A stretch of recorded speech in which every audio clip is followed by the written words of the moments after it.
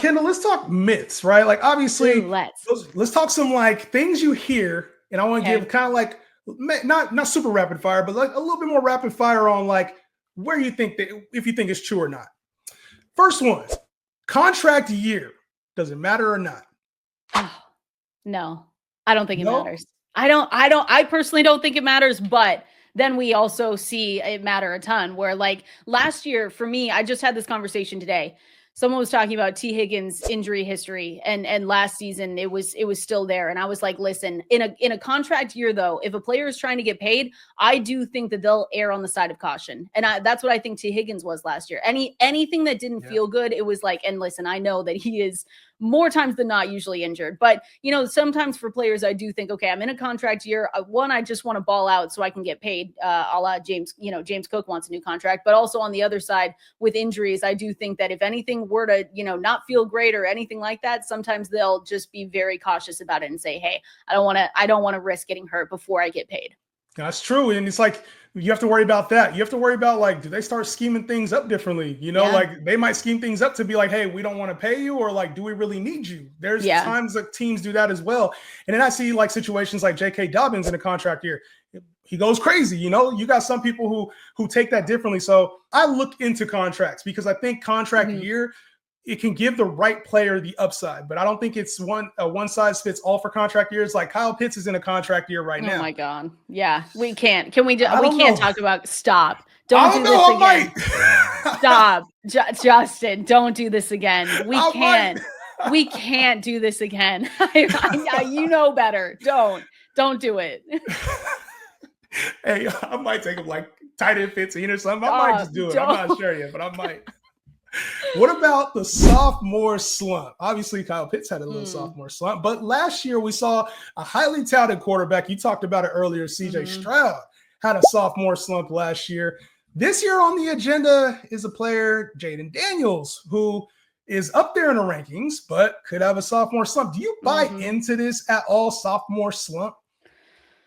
Oh, for quarterback, if we're talking quarterbacks, maybe just a little bit more. I don't necessarily there's Dwayne McFarland's coming out with an amazing article here and I think it's next week talking about breakout candidates, but he actually was able to go through and talk about, which wide receiver twos were actually able to put up wide receiver one numbers. And so they're all over the place. But I will say for quarterbacks, I do think it's interesting because we did have the CJ Stroud season and we've seen it before in the past where defenses can figure you out and you can be so good your first season and then things just get you get brought back down to earth a little bit. So I'll say yes to a sophomore slump, not necessarily because of talent wise, but just because everyone's kind of figuring you out, especially for just quarterbacks. I wrote an article on this of like who could be this year's CJ Stroud, and I did go through like every single first year quarterback going into their sophomore season, and it is interesting to think like, okay, but there's going to be one, right, that just does not perform up to their ADP. And I don't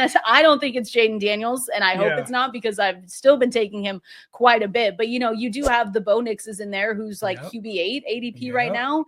You've got Drake Mays, who I think I really like Drake May this season. I think his price tag at QB15 is just a little bit too late for what he could potentially be producing. So I'd say yes, but not necessarily on the talent portion, maybe more so, you get brought back down to earth a little bit. It comes at you fast. It does. And it's like you see guys like Sam Laporta, you know what I mean? Like he came down, but then you get interesting players like Alad McConkey this year. And it's like he's going up in the top 12 receivers. It's like, where does he have a sophomore slump, quote unquote?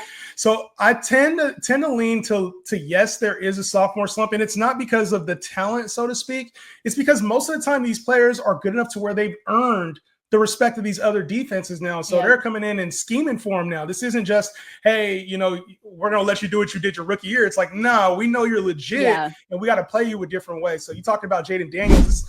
He finished as a QB5 last year. I don't know that I want to say I'm completely fading him, but I don't know if I want to take him around like at cost where you can get like a Joe Burrow or Jalen Hurts around the same area. So I'm not mad at it because Jaden Daniels, if he hits, I mean, he's incredible. He's so fun to watch. It's just one of those things when you're in there, it's like, man, like we see it so much with these second-year players. You talked about it like Bo Nix. Like QB8 is crazy for me I with him at know his ADP. I can't that middle portion of the draft right now. I just can't do it. And that's no hate to like Bo Nix. Patrick Mahomes is there as QB6, and then depending on your rankings, like Kyler Murray, I do like Kyler Murray. I will say that Yes. I'm back on, and that Okay. I can't learn my lesson there. But yeah, it's just some of those players where you just say, man, are we drafting him at his ceiling right now? And that's the one thing that you always want to pay attention to is like, if you believe you're drafting him at his ceiling, like you could wait, like you said, and go get a Justin Fields who's going his QB12, and he could probably outproduce those numbers. Last one I got for you. Okay. He's too old. I won't draft player X because he is too old. He's 27 or he's 29. You hear this a lot when it comes to age and drafting old players. And maybe it stems from like this dynasty world that we're in right now, or maybe in best ball where we see a lot of rookies or younger players, do well down the stretch. Are you drafting the old guys, the old heads?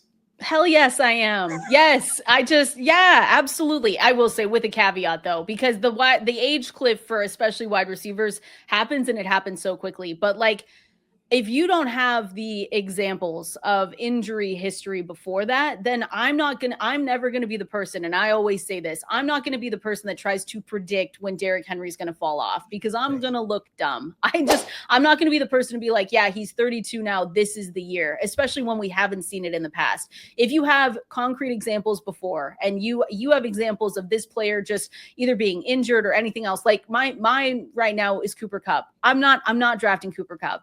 There's not only the age, I know, I'm sorry, and I'm a Seahawks fan, but like, I know I'm a Seahawks fan. I just can't, but you compare him to Devontae Adams, and I'm like, yeah, I'm going to draft Devontae Adams. I like him more. I think the production could be better. And I will say Cooper Kupp's price isn't egregious also, but it's just, he's given us examples before that he has been injured, but I'm never going to be the person to try and predict when the age cliff happens. People have tried it for years now with Mike Evans. How has that gone for them?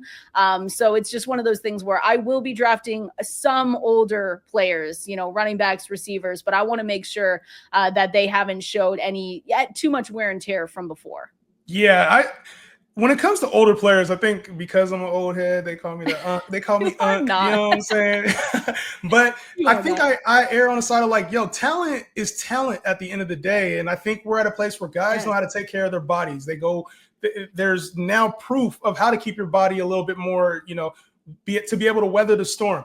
You talk about, older generation, it was run heavy. So it was a lot of like battering ram usage, whereas now it's a little bit more friendly in the passing game. So guys, and the hits aren't as hard. You can't hit guys a certain way. So we're seeing careers extended and players still being productive well into the times when we thought they couldn't be. So for me, I'm cautious on it, but I don't really subscribe to like, you can't draft older players. I love drafting older players. And I feel like that's where you find most of the value in your fantasy leagues is drafting the players that are old news and, people get draft fatigue taking those guys. Like those are the players that I tend to draft. So you call them the old heads if you want, but as long as we win in championships, it's good. Exactly. It's just like AJ, like people don't like AJ Brown. I'm like, what are we doing? Like, I can't keep doing this with AJ Brown. Like we had to talk about Adam Thielen for way too long last year, and he was still doing it. So I don't know. Like I agree with you. You have to be a little bit cautious, but I'm never going to try and predict if they haven't shown us before when they're going to fall off.